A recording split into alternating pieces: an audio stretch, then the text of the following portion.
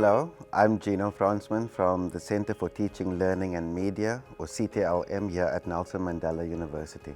I am the project leader of the Open Education influences here at Nelson Mandela University. I'm also a member, a PhD researcher of the Global Open Education Researchers Graduate Network, which is a UNESCO Chairs in Open Education initiative seeking to put people who are passionate about changing education from all around the world together into a group that is fully supported academically and resourcefully to change education.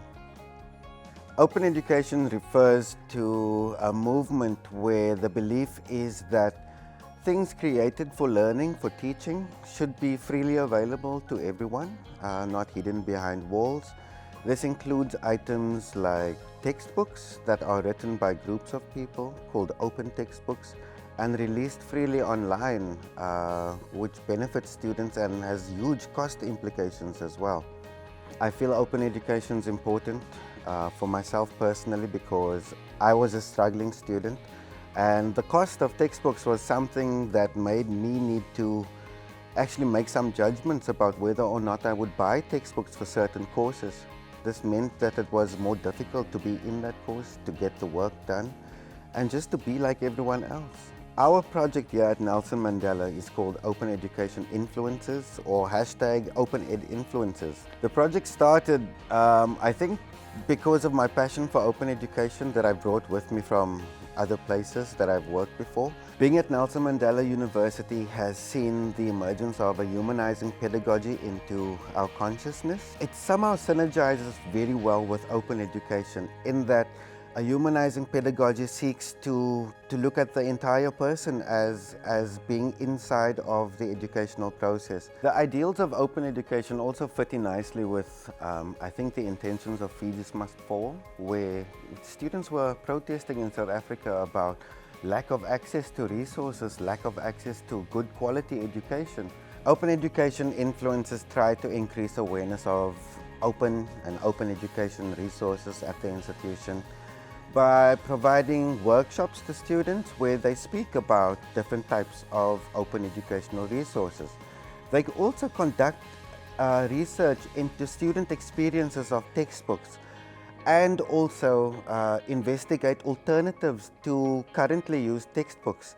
We plan to give these to HODs of various departments across different faculties at schools and schools at the institution in a bid to make them more aware of the potential of using open textbooks instead of these high-costing units that are currently in use. One way to change the difficulties of conducting research and having impact with open education research and endeavors is for policy to change in institutions. If policy can start to include acknowledgement and rewards for open education activities and research, this will go a long way to embedding and influencing people to become more active in using open materials.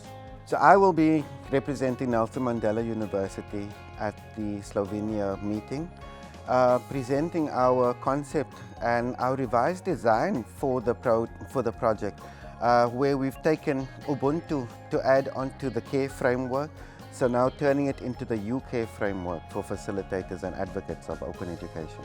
Ubuntu is one of the actual values of Nelson Mandela University.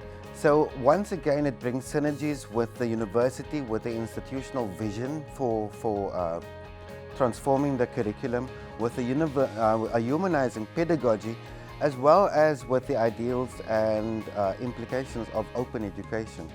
I have so much hope for this project, largely because of open education and the synergies that it has with Vision 2020 and Nelson Mandela University's way forward.